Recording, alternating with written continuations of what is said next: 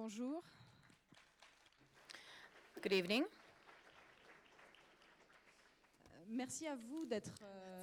Thank you for being here, for being so numerous here tonight. Thank you to those of you who have waited for a long time at the entry to come in. The festival started last night. Yesterday we started very strongly with the High Commissioner for Human Rights, Hussein, for a conversation that was both generous, wide, and intimate on the state of human rights in the world. And it is the mission we have given ourselves for the next 10 days in the festival, to look at the world, to look at the state of the world, to open our eyes, and to try and think a bit more widely as to where rights stand. And we're starting with this session today, which we've called Anatomy of Gender, which we are presenting with a number of partners, the Service Equality Geneva, Service Agenda 21 of the City of Geneva, as well as the International Service for Human Rights, whom I thank very much. It is thanks to this partner that we've been able to put in place an event which is quite specific for this festival. We're questioning gender identity issues. We're trying to ask ourselves what limits exist in our heads. What are these boxes, the norms in which we are locked? We're going to try and push them backwards.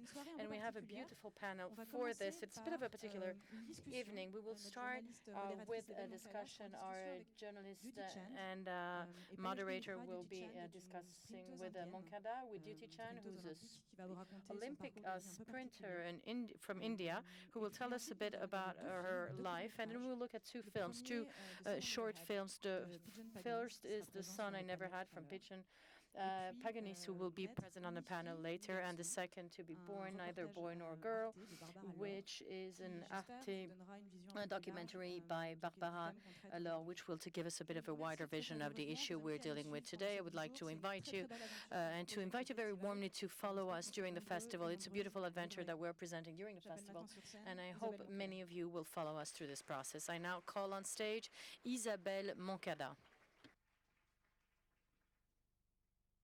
Merci beaucoup, Anne-Claire. Thank you very much, Anne-Claire. Bonjour à tous. Merci d'être Good evening, everyone. Thank you for being so many in this room tonight. I have the pleasure to introduce Dutee Chand. Many of you probably know her already. Fantastique athlète avec She's a fantastic athlete. She will be here with her interpreter. Her interpreter is here. Thank you very much. Thank you for being here. We also call to the stage Payoshi Mitra, who's a lawyer. She is a Dutee Chand's attorney, and she is a human rights activist and an activist for athletes' rights as well. One first question for Dutee Chand. How long would it take for you to cross the room?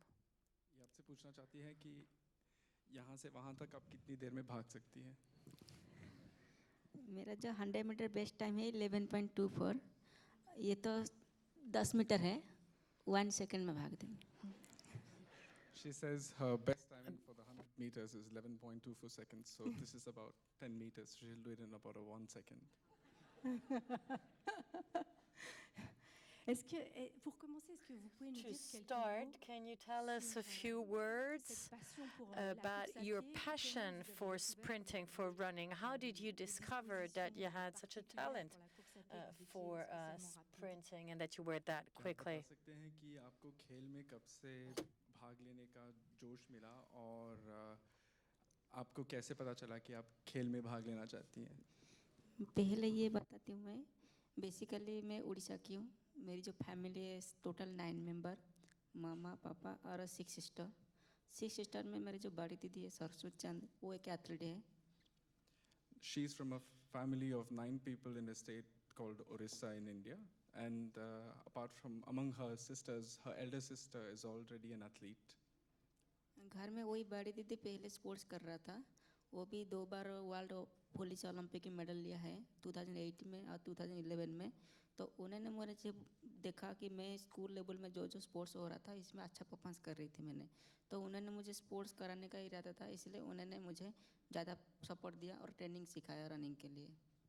Her elder sister, who was already into athletics, was a champion in the World Police Olympics in 2008 and 2011. And when she used to see that Dutee was performing well in the athletic events at school, she pushed her to go further in sports. लेकिन मुझे तो running करने के लिए मन नहीं था, लेकिन स्कूल के लेवल में जब वो फर्स्ट सेकंड आते थे तब ट्रॉफी मिलते थे, वही किताबें पेन वगैरह। तो पुअर फैमिली थी इस टाइम में, तो इसको पाने के लिए मैं अच्छा रनिंग कर रहा था। So initially she was not very motivated to run, but when she used to win the medals and trophies at school, she used to get study supplies, books and pens and so on from the school. And since she comes from a poor family, since education was very important, she used to continue her work in sports in order to be able to support her studies. अब running के लिए भी हमारा घर के पास कोई ground भी नहीं है, तो नदी के किनारा है, तो नदी में हमेशा मुझे सुबह शाम को रनिंग करना पड़ता था। और जब लोग देखते थे कि दूती क्यों भाग रहे, बहुत ज़्यादा क्वेश्चन करते थे, मुझे पता ही नहीं था कि किस लिए मैं भाग रहा हूँ।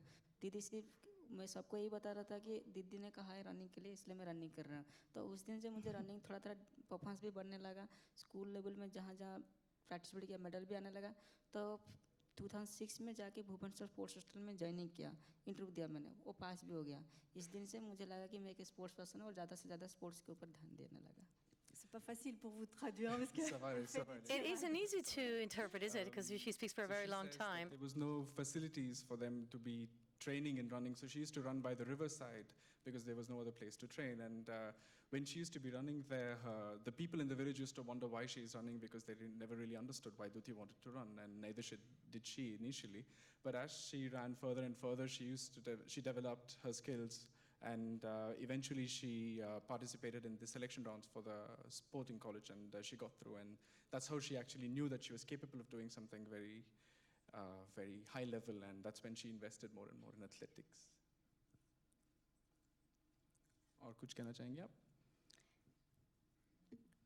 et à quel moment est-ce qu'elle a découvert At which qu'au point fond, elle avait, did you discover voilà, un avantage that you ça had du perhaps point an de vue des autres advantage athlètes biologiques, on other parce qu'elle athletes, était, that you had a biological hyperandrogène, advantage elle avait because you un were taux d'hormones, hyperandrogenic plus élevé and que that you had a les highest athlètes hormone masculins? level Est-ce rate qu'elle- than other elle s'en athletes? est rendue compte, How did you become déjà aware plus of jeune, that? elle s'est dit, tiens, j'ai When you were juste young performance que already, ma were you sœur aware that you were a et que greater mes amis, ou performer à quel than your moment est-ce qu'elle sister s'en and est- perhaps your schoolmates? At what time did you आपको कब realize पता that? चला कि आप hyperandrogeny से लगी हुई हैं?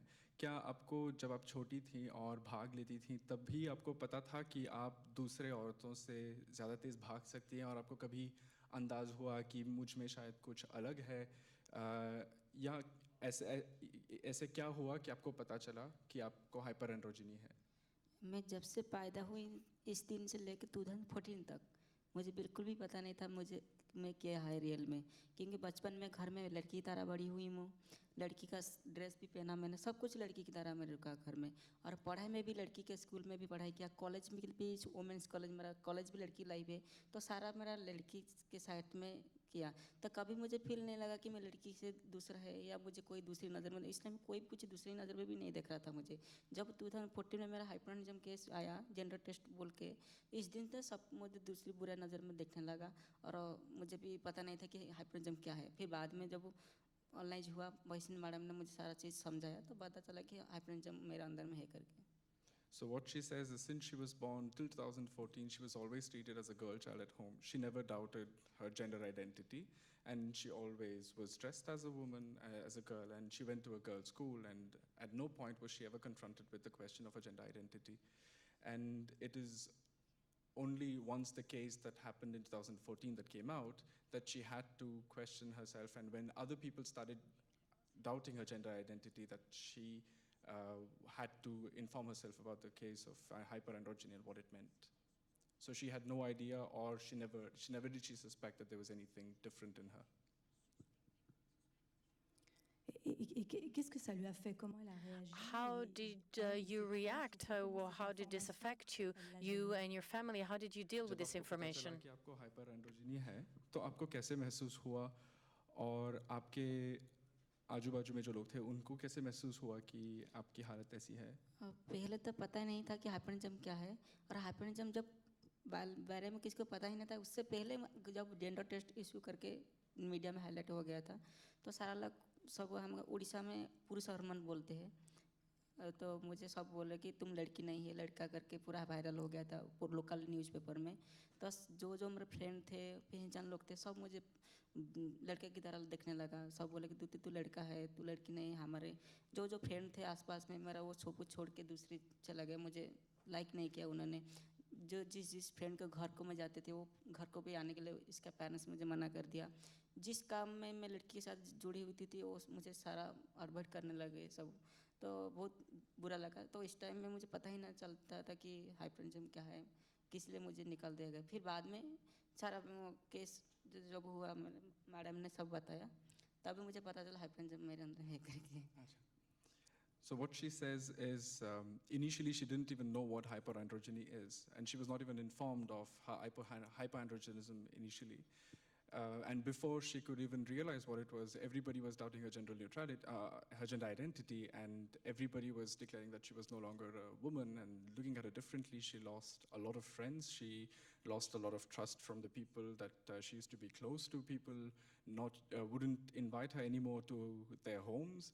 And there's a certain word that they use for possibly intersex people in the region of Odisha, and she was identified immediately with something that was not the identity that she assumed for herself. And she felt really, really bad. And it's only after Payushni came in and was able to explain to her the condition of hyperandrogeny that she actually understood what was happening. And till then she had absolutely no idea, and she was just given no information, and she was just devastated by the lack of support that suddenly came up in her life. Payushni Mitra, vous vous souvenez de votre rencontre? Payushni Dutee Mitra, do Chand? you remember how you met Dutee Chand? It's a long story. I have been working with other athletes who have had to undergo what was notoriously called gender verification tests before the hyperandrogenism regulations came into existence. And therefore, I was called by a journalist at the time when Dutee was suspended, asking me, do you know about this case? And I didn't at that point. And then I tried to get in touch with Dutee immediately through my other journalist friends, trying to find her number.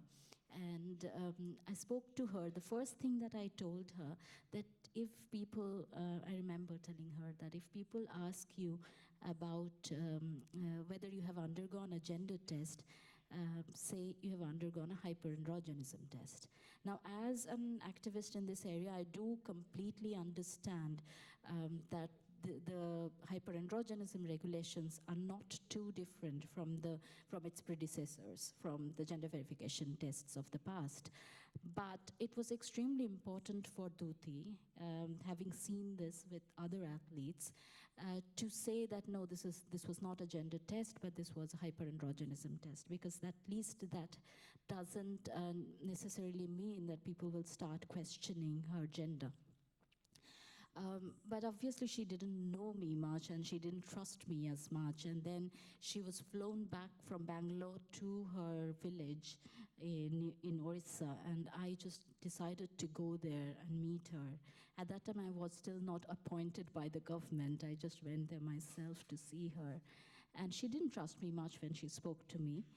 However, I knew there wasn't many people working in this area or were aware of the regulations in India, so I had to go. Dutee even then, didn't look like she was very upset. She had a smile on her face as she does today, and she looked very resilient. It took a few weeks for me to convince her that I was there not on behalf of any government agency or the Federation, but I was just there, because I knew this. I have worked with other athletes, and then on we started working together. Et ce qu'il faut préciser aussi, c'est que ces tests de genre We should perhaps clarify that these gender tests is not something that all athletes have to undergo. What is a bit dubious in this deal is that some athletes have to undergo the tests and others don't. This is quite peculiar. Can you tell us why such tests were run? Was it other athletes who were perhaps jealous of her performances who asked for her to undergo the test? What happened there? So the first thing is gender verification tests came into existence decades back, 1960s, and 1966 to be specific. And they were, the whole idea of gender verification test was, questioned later on, and there was a lot of debates. And finally, in 2000 Sydney Olympics, they admitted that they're not going to have gender verification test for everyone. Now, gender verification test, as in they would initially, when it started, it was like they will only physically examine a female athlete. But later on, they were more sophisticated, quote unquote, and they started looking at chromosomes and hormones and other things. However, in 2000 Sydney Olympics, they started saying that we won't force all female athletes to undergo this test, but only if there is a complaint against any particular athlete, we will conduct a test. And then we see in 2009 the extremely shoddily handled case of Caster Semenya. And post that, in 2011, International Association for Athletics Federation, the governing body of athletics in the world, they came up with this new regulations on hyperandrogenism. Now, the hyperandrogenism regulations were only for female athletes. They were conducted only when there would be a complaint against a particular athlete. And they said it was hyperandrogenism regulations and not a test to determine anyone's gender. By then, there have been activists all over the world who have been able to convince these medical commissions that gender cannot be determined. So they got rid of the term gender verification test, but they had the same procedure, almost the same procedure, and had the name changed and made it called hyperandrogenism regulations. Now, this is the very regulation which now said that women with high level of androgen and no androgen insensitivity are not going to be allowed to compete in sport. Now, how high is high for a woman? They said the androgen level should be in the male range. Now, this is a very medical definition of hyperandrogenism, but that is what the world of sports is dealing with, even though I don't really like medicalizing this topic because I do believe it's a human issue. But, that's how I have to define it since you wanted me to talk about it. Je reviens à Dutee Chand. Alors Let me return to Dutee Chand. You were at the highest level of your national career. You'd beaten records, and then this news came, and you lost friends. People were turning away from you.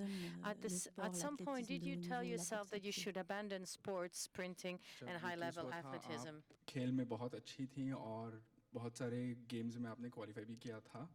और जब ये case हुआ तो आपके बहुत सारे दोस्त भी आपको छोड़ के निकल गए.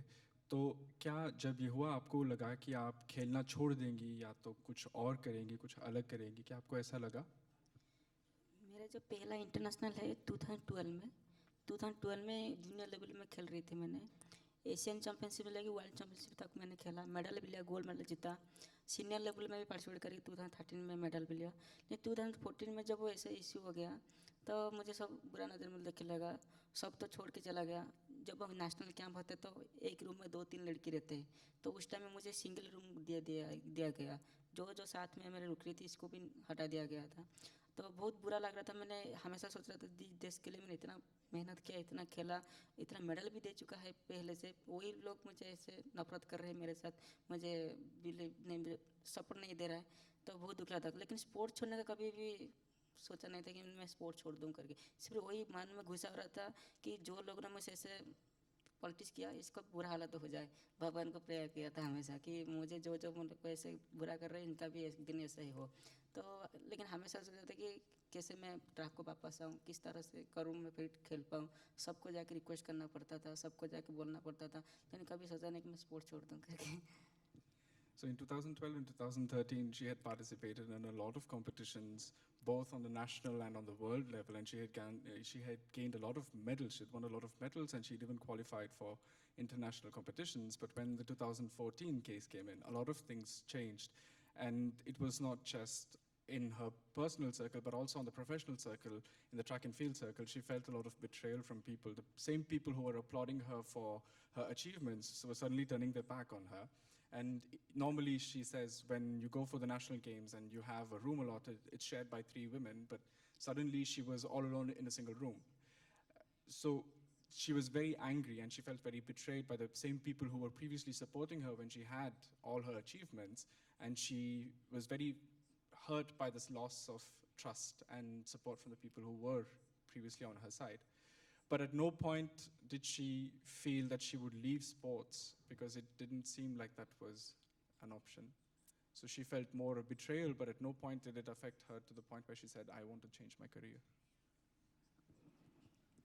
Et aujourd'hui, elle se dit qu'elle doit se battre pour ses performances sportives et pour avoir le droit de concourir en tant que femme et pour les autres athlètes qui sont dans la même situation qu'elle. और आज जो है case के दौरान आप ये चाहती हैं कि आप फिर से वापस आएं और खेलें और सारे मेडल्स जीतें, और जैसे आपके जैसे और जो औरतें हैं दुनिया भर में जिनको भी ऐसे हक छीने गए हैं, उनको भी वापस आने का मौका मिले।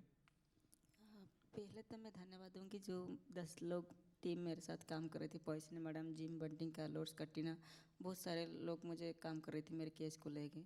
तो उन्होंने मुझे खेलने का मौका दे दिया था, क्योंकि मैं सिर्फ 3 महीना ट्रेनिंग बंद किया था उधर उधर जाने के टाइम में। लेकिन 2015 में मेरा रिलीव हो गया था, खेलने का मौका मिल गया था। उस दिन से मैंने खेला।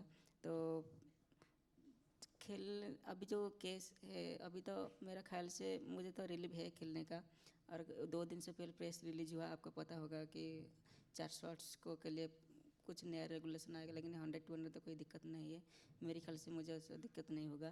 तो जैसे खेलती थी पहले, ऐसे हमेशा स्पोर्ट्स के ऊपर ज़्यादा ट्रेनिंग करूँगी, फोकस करना है मुझे, क्योंकि केस का टेंशन नहीं रहेगा तो मैं ज़्यादा से ज़्यादा ध्यान दे सकती ट्रेनिंग में। तो केस क्लियर हो जाएगा तो फिर ट्रेनिंग में ज़्यादा ध्यान दूँगी और देश के लिए मेडल लूँगी, क्योंकि अभी मैं ज़्यादा उम्र की नहीं हूँ, 22 की ईयर की, और 5-6 साल खेलना है। और 5-6 साल के अंदर में हमारा 2 ओलंपिक आ रहे हैं, 2020 ओलंपिक और 24 ओलंपिक, इसमें फोकस करके ट्रेनिंग करूँगी।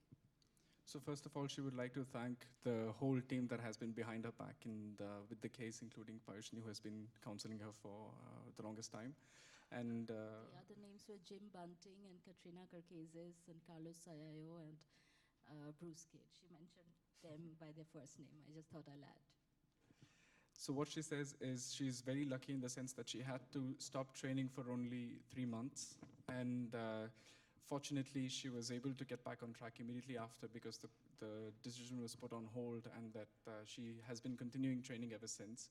She believes that she is still very young, and that she's being only 22 yet. She has another easy 6-7 years of career ahead of her. And she sees herself in the next 2 Olympic Games that she will be able to participate in with her young age, and she hopes to continue the work that she's been doing. She also mentioned the recent decision which says that only the long distance sprints will be concerned by the hyperandrogeny tests, and that the 100-meter and the 200 meters events have been spared. So she believes her field of sports has been spared, and that she will be able to work towards gaining more medals for India. Et juste une dernière question à vous, Payushni. Où est-ce qu'on en est dans les droits de ces athlètes à concourir dans leur catégorie, et comment vous voyez l'avenir pour Dutee Chand et pour toutes les autres? Brièvement. Just shortly, please. Sure.